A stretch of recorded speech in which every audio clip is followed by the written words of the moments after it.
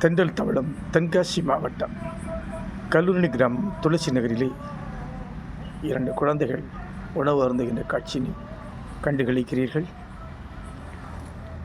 2 குழந்தைகளும் பாலும் குடிக்கின்றது, பச்சை இலையையும் கடிக்கின்றது.